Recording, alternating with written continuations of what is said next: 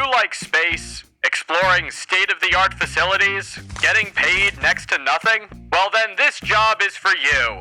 We'll take literally anyone.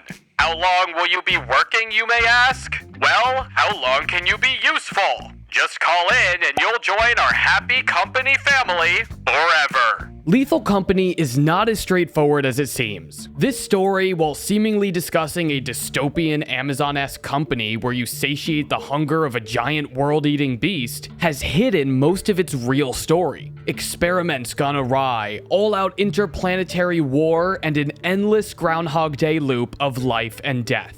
We will go through every aspect of this intense story, uncovering all of its mysteries. In Lethal Company, you work for a company just referred to as the company. They send you to various dangerous moons housing very deadly creatures as you look for scrap to meet your daily quota. You sell the scrap to the company representative by ringing its bell. All of this is very wrong, and not just from an ethical standpoint. First of all, why won't the company ever say their own name? Who are they? Well, luckily, this first question is pretty easy to answer and won't even require us to leave the safety of the ship. While navigating this ship, you'll find the company service manual on the desk. Flipping through the pages, it refers to special devices like the Echo Scanner as the company patented Echo Scanner, which proves to us that this service manual is from the same company. Now, flipping back to the first page, at the top right-hand side, you can see the logo for Halden Electronics, as well as the very bottom of the page, which has a trademark for Halden Electronics. To really drive this home, when opening the game, the screen flashes with a long string of information. And look at that, right at the top,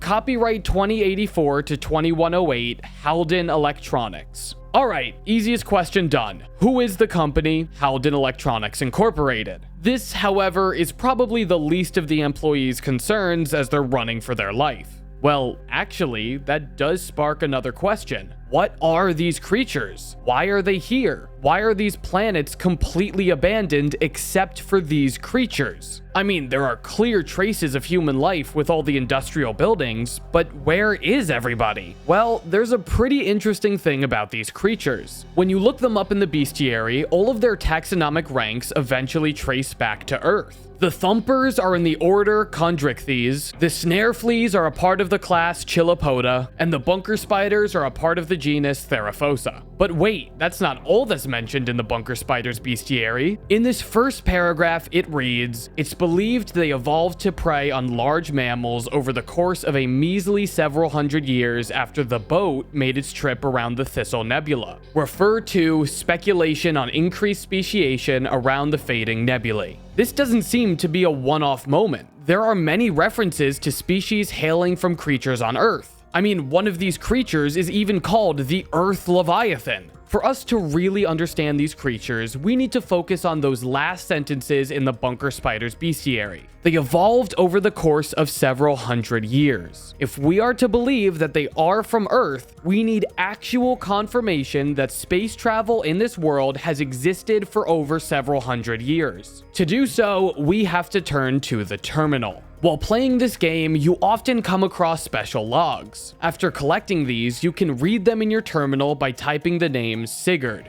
This is the name of the person writing these logs, as we can see through the signature at the bottom. Sigurd discusses his time working for the company, traveling through space and collecting scrap. Luckily for us, Sigurd dates these logs. We can see that these take place in the year 1968. Okay, that's going to be the year that we'll start with. Next, we need to find another date that can show a several hundred year gap. If we go back to the Bunker Spider bestiary, there's another date at the bottom, 10/6/2497. We can already see between these two dates that space travel in this universe existed for over 500 years. In Sigurd's logs, he mentions the Bracken, which means that space travel must be around several hundred years before the 20th century as well, but as we saw before with space travel existing for over 500 years, we can assume that it could be around for hundreds of years earlier. These moons were colonized a very long time ago. We can assume that colonists had brought creatures from Earth with them to these planets, but why would they do that? Why would people bring species from Earth to other celestial objects? This answer is hidden within the moon information itself. When searching through the terminal, you can find more than just creature information, but moon information as well. One of these moons is a little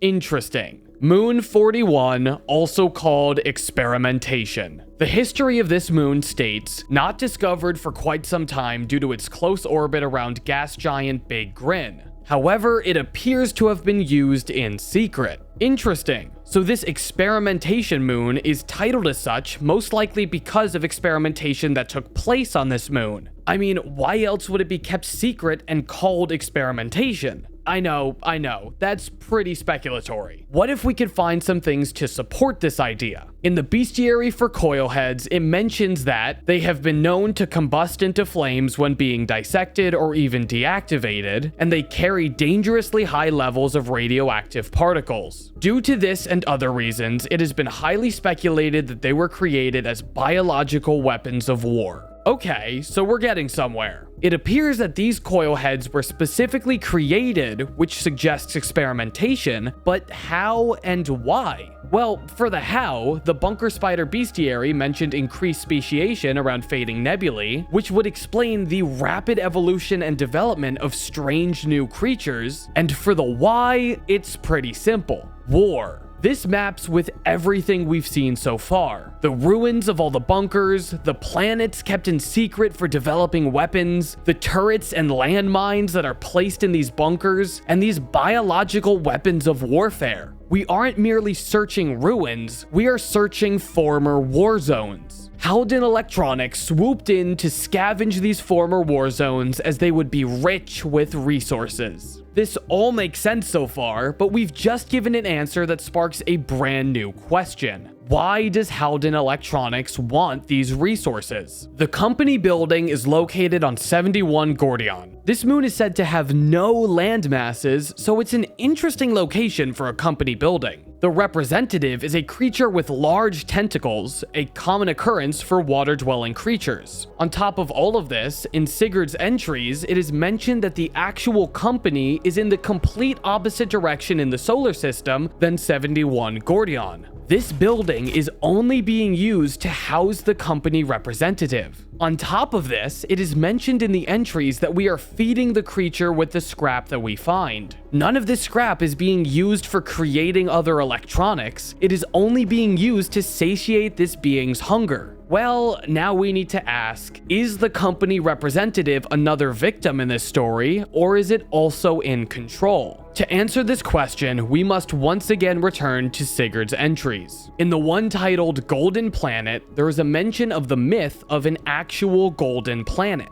While Sigurd is exploring 71 Gordion, a voice starts speaking over the walkie-talkie from the other side of the wall that is the company building. It says that they are on the golden planet, but it was swallowed by the beast and they were in its body being digested. The company representative isn't just any large monster, but a planet eater. Something with such great mass and power that it can physically consume an entire planet. Going further into Sigurd's entry, it says, I asked what the beast is, and he said he didn't know. He said it ate the planet and they forgot everything. This is a very interesting statement. The idea of memory loss due to being digested by this company representative.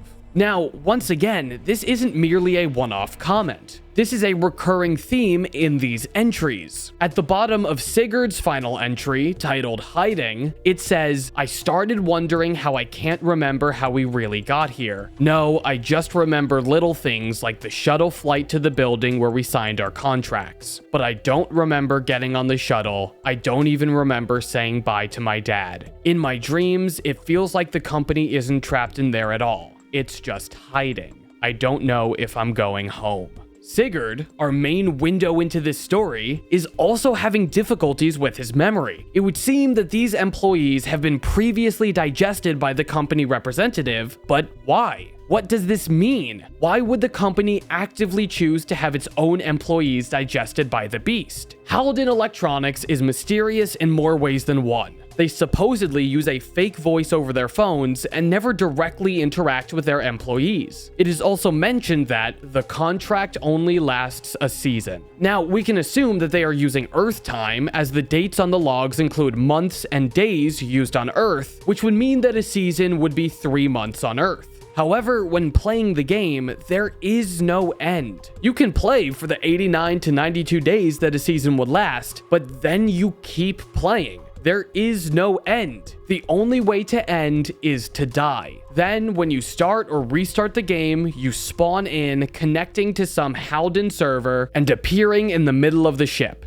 Wait, appearing in the middle of the ship? That's the exact same thing that would happen when you respawn after dying. When you respawn, you appear in the middle of the ship. We know for a fact that the company, Halden Electronics, actually brings you back from the dead, as you are fined if you leave someone's body behind. When you start the game, it's once again Halden that brings you to the ship. This means that you have to already be working for Halden Electronics before you even open the game. You don't already start in the ship, you start by being brought into the ship. But if you already work for Halden Electronics, then it's already been longer than a season. There's only one way to make someone forget what they experienced before, and that's wiping their memory. What's the only thing in this game that can cause that to happen? The company representative. The company isn't just feeding the beast to keep it from destroying everything, they're killing 2 birds with 1 stone. They're feeding the beast, but also making sure that no one can stop working for them.